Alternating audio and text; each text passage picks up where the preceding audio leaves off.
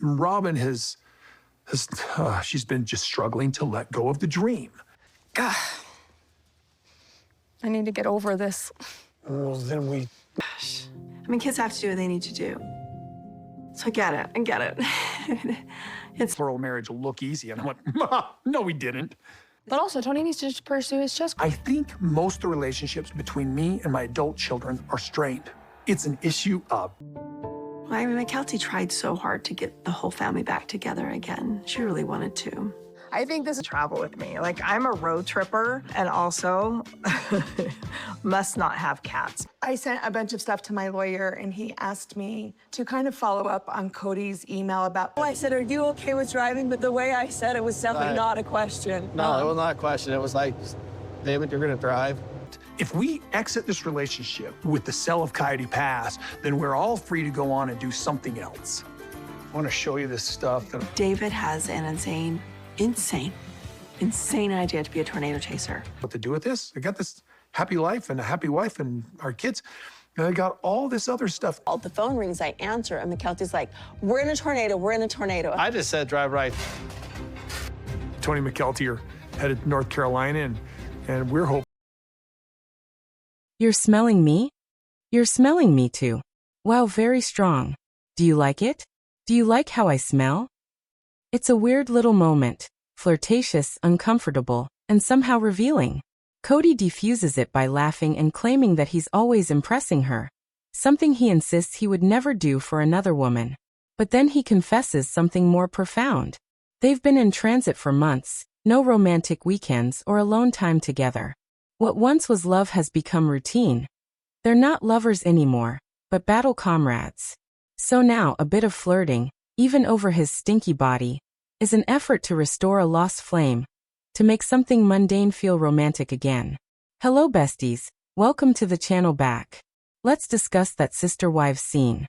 If I were Christine and Kody's child, and yes, both of them are their children, I would be angry after watching last night's show. The manner in which Kody spoke to Christine, the manner in which he addressed their kids, and the manner in which he prioritized his relationships was actually distressing. Something is obviously amiss when a father offhandedly refers to his own children as Christine's kids. And his brother has to remind him by reminding him, they're your kids too. Only then does Kody nervously backpedal and reply, yeah, they're my kids.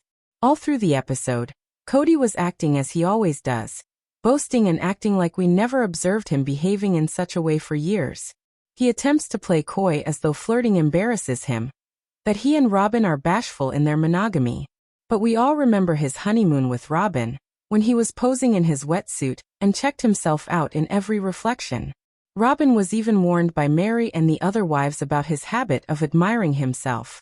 So when this episode shows him flexing and playing the victim again, it feels like the same old pattern. Then comes the part that really hits hard. Kody says his biggest mistake during the divorce was letting his anger take over. He confesses that when Christine walked out, he was so mad that it made him feel like a victim. He even claims he doesn't want to speak with her, doesn't want to use her name, and wants to erase her from existence. But he still has to live with her kids, his own children. And then things get murky. He claims that Christine needed to get him mad, so she could rip the Band-Aid off. His brother concurs, but what does that mean? Kody begins to speak, but never completes his sentences. His words are not linked together, and it is difficult to understand what he is saying. If you take what he says at face value, it sounds like he's saying, she was owed my anger because it made her leave. That doesn't make sense. Ultimately, Kody is angry because Christine had the nerve to leave. He admits that 15 years ago, she said she did not believe in polygamy anymore and wanted to leave. But rather than hear her out, he did nothing about it. He claims that he was dedicated to the practice of polygamy and to the family, but not to the women. So technically, Kody was committed to the concept of plural marriage, not to the individuals involved. So essentially, Kody confesses he gathered wives under the guise of religion, to get kids and satisfy his faith. But if you consider it, that implies that the women themselves weren't important to him as human beings. He rationalized everything, even abusing or neglecting his own kids, as part of his faith. But nobody ever taught that obeying your faith implies forsaking your family. He spends a great deal of time justifying his relationship with Robyn and always belittling Christine. He pontificates about, I don't want to hear about her. I don't want to say her name. I'm still angry. Think about it. He's still angry because a woman that he says he didn't even love had the courage to leave him. And then he mentions he must interact with her kids. Not his kids, her kids. As if being a father is an imposition. If I were one of those children and overheard that, I'd feel crushed. It sounds like he regards them as mere extensions of Christine, and not as his own children. That's exactly why these relationships can't heal. Because he says things like this publicly, without thinking how deeply they cut. Even his brother intervenes to remind him, they're your kids too. It is only then that Kody grudgingly corrects himself and utters, yeah, our kids. He admits he became bitter about what went down, and that he wishes to move on. Then he goes on to say that Christine has found her soulmate, that she's happy, and then qualifies it by saying that if she's so happy, then she should get over everything that transpired between them. He even refers to himself as a hypocrite for making that statement, but doesn't recognize why. All his reasoning for not being in a relationship with his children is because he's mad at Christine for leaving him. He claims she hurt him in public, so now he's bitter enough not to handle his children. So he can insult Christine on TV, tell her he despises her, that he doesn't want to speak or see her, and then treat his kids like they don't matter. Only when someone reminds him does he say, oh yeah, our kids. His brother has to actually remind him he's speaking about his own children. And then he proceeds to tell Christine just to get over it, if she's so thrilled. Like discovering a new boyfriend somehow forgets years of hurt and emotional scars. That doesn't work though. Christine can love David and still recover from the aftermath of everything Kody did to her and the children. New love doesn't cure trauma, it only kind of hides the scarring for a time. Even when he admits to being a hypocrite, he doesn't really take responsibility. Because ultimately Kody's biggest issue isn't Christine, it's his ego. As Christine said in her book, Kody can't handle it when someone says something bad about him. Rather than owning up to the fact that he chose to estrange himself from his children, he blames everyone else. That's not leadership or faith, that's cruelty. The kids are in no way involved in his breakup, but he emotionally punishes them for it. So no wonder they don't want to speak to him. Would you want to talk to a father who says, I don't speak to you because I'm angry with your mother? Even Christine's daughter Michaelty has mentioned it earlier. Kody never accepts responsibility. He always blames someone else. She even required mediators such as Robyn or Tony just to have a conversation with him, because he couldn't accept being wrong. And now he is doing it all over again, blaming Christine for his broken relationship with his kids, just as he blamed her when they were in a relationship together. He claims not to care about Christine anymore, but his rage betrays him. At heart, he's angry because Christine and the children finally spoke up, and he no longer gets to dictate the story. Kody can't deny who he is anymore, and this time, nobody's in cover-up mode. He professes to be happy with Robyn, but acknowledges they're both still bitter about the way things ended.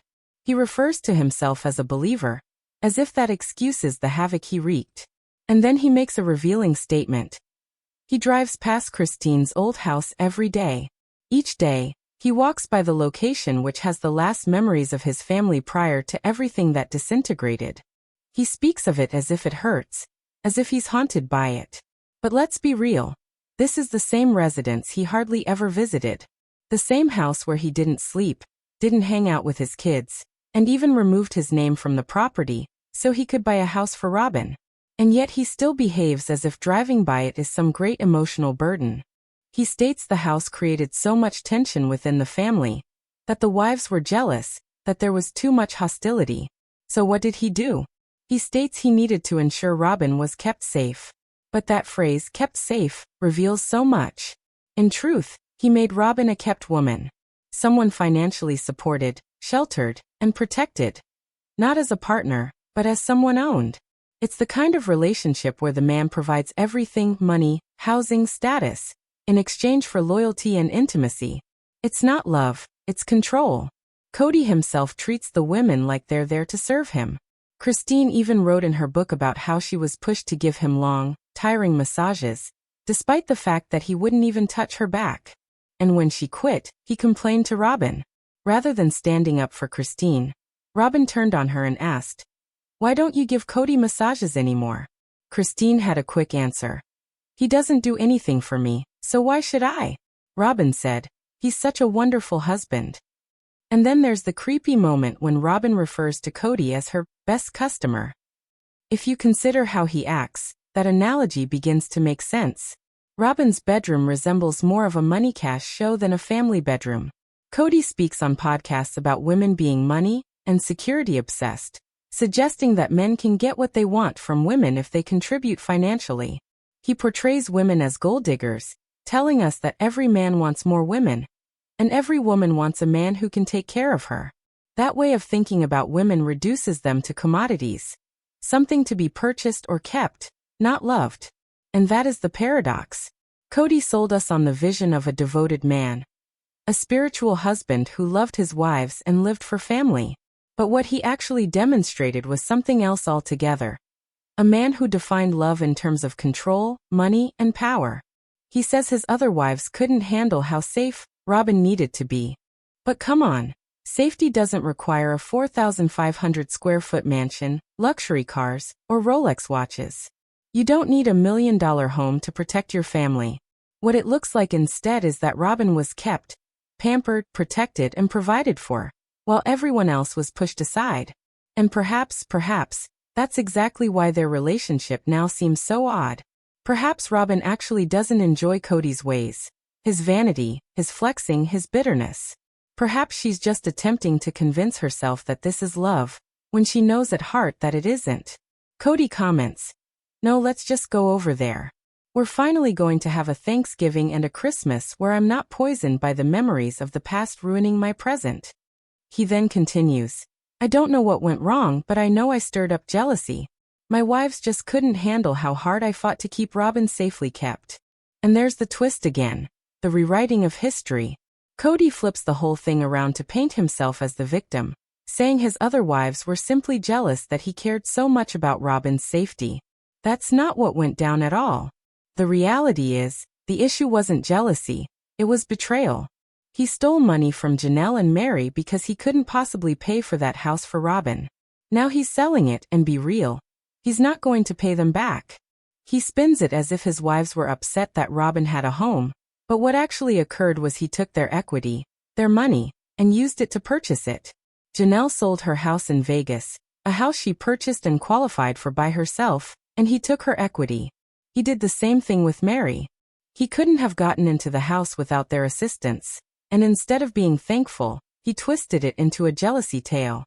And now, to top it off, he says that the memories of the past, the holidays, the moments with his other children, poison his present. Imagine hearing your dad say that your childhood memories are poison. If you were one of his kids, wouldn't you not want to talk to him? No wonder his children don't want to speak with him. He perceives everything as absolutes, good or bad, love or betrayal, loyalty or poison. He can't comprehend that sometimes things simply end. Relationships come to an end. People move on. That does not make the past poisonous. It means life shifted. But rather than looking back at that, he just continues playing the victim. He says to his brother he needs to get over it, but he's the largest of them all. He continues to blame his ex-wives for jealousy, never taking any responsibility for what he'd done, and even throwing his own children under the bus by calling their memories poison. It's tragic, actually. And what's worse is that he and Robyn still resent Christine, resent that she was happy and moved on from a relationship that no longer worked for her. And that's where it all comes full circle. Kody created this story where everybody else is to blame, Christine, the wives, the kids, but never him. And now, he's left with resentment and bitterness and a story nobody believes anymore. So what's your take, besties? Let me know in the comments below. Don't forget to like the video, subscribe to the channel, and hit the bell so you never miss an update. Thanks for watching. See you in the next one.